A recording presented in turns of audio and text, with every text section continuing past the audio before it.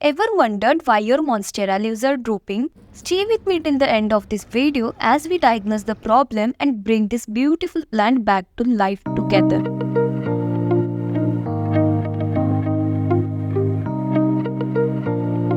Hi all, I'm Plant Girl and welcome back to my channel. And today we are going to dive into a very common problem with Monstera deliciosa, which is root rot.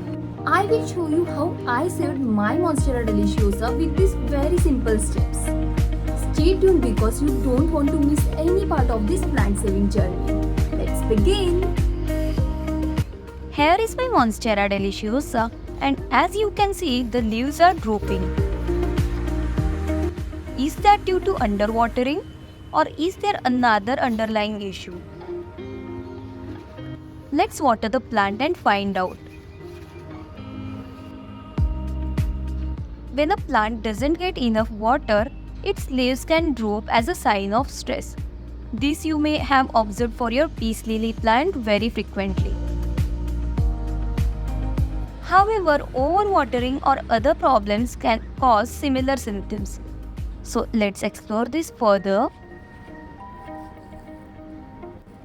Even after watering, there is no improvement in this plant's health. Hours have passed and the soil still remains soggy, which isn't a good sign. Monstera deliciosa thrives in moist but well-draining soil. It's crucial to have a porous soil mix that allows excess water to drain away, preventing root suffocation.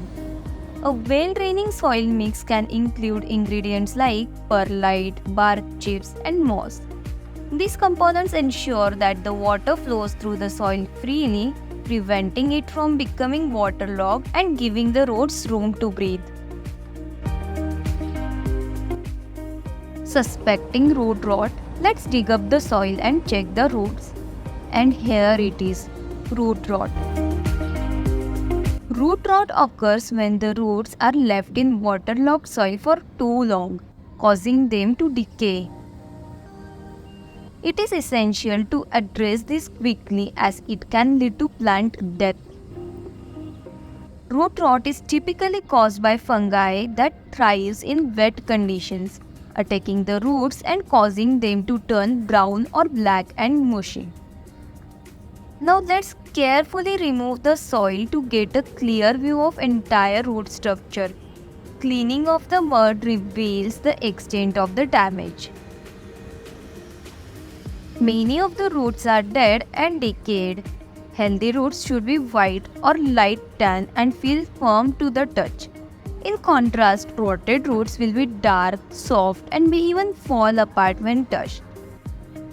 After cleaning a bit, it's clear that most of the roots have rotted.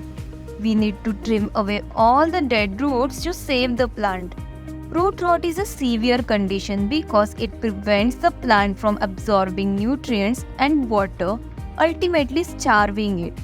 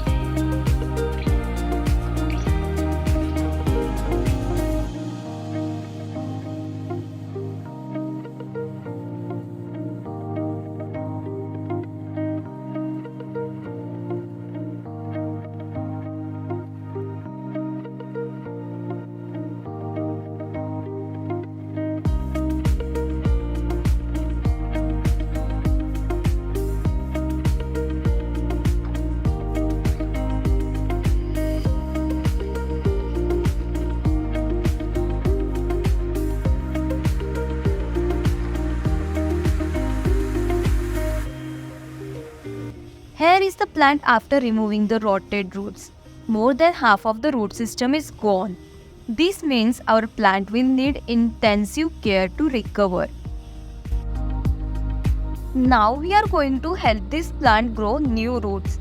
We will submerge the remaining root system in water, which will encourage new root growth.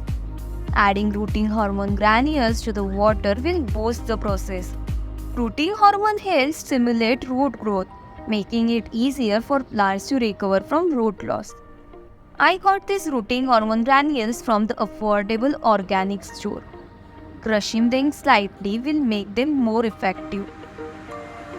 You can also make use of rooting hormone powder, which we get generally in any gardening stores.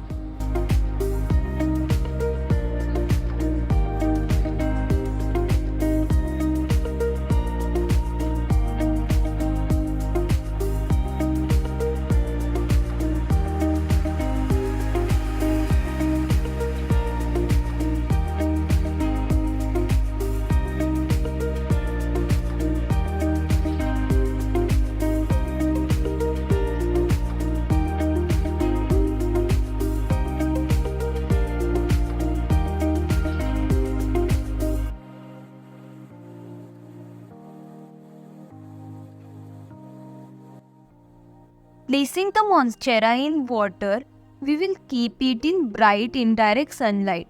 This is important because bright indirect light supports growth without the risk of leaf burn that direct sunlight can cause. Direct sunlight can be too intense and cause the leaves to scorch, leading to further stress on the plant. Bright indirect light provides the right amount of energy for photosynthesis without the harmful effects of direct sun exposure.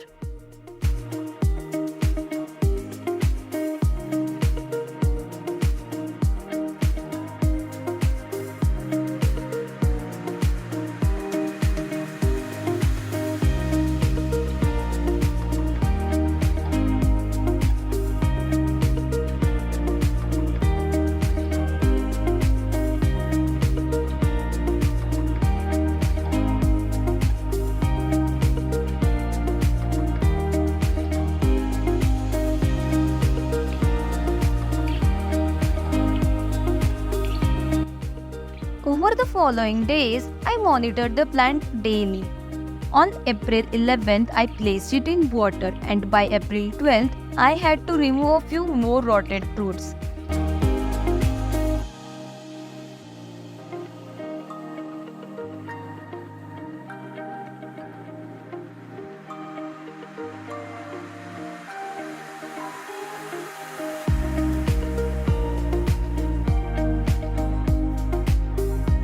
It is essential to keep the water clean to prevent mosquito breeding and fungal growth, changing the water periodically. Clean water is crucial for encouraging healthy root growth, preventing further decay.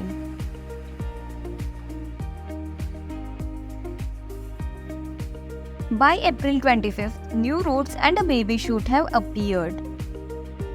Patience is key during this process as roots don't grow overnight.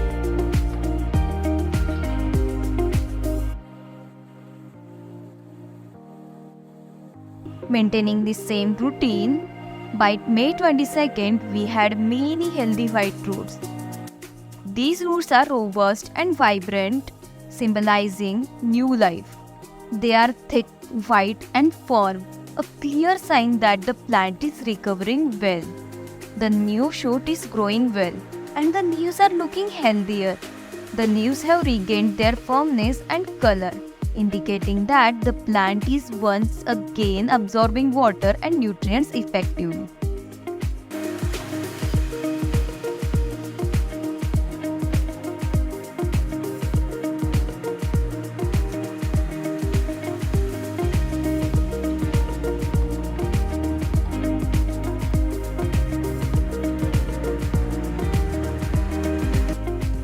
And now finally it's the time to repot our monstera back into soil.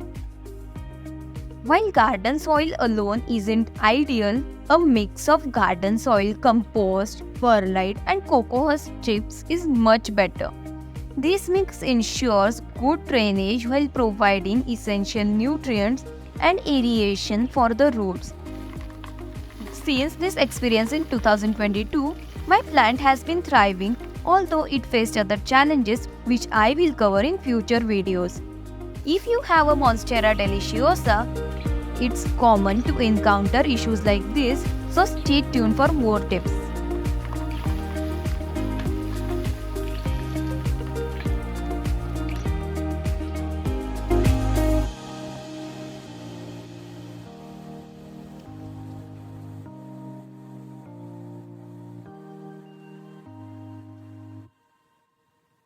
And that's all for today. I hope this simple yet effective way helps you save your plant from major issues. Do like this video if you found it helpful, and also comment down your thoughts on this in comment section below. Do share this with someone who really needs it.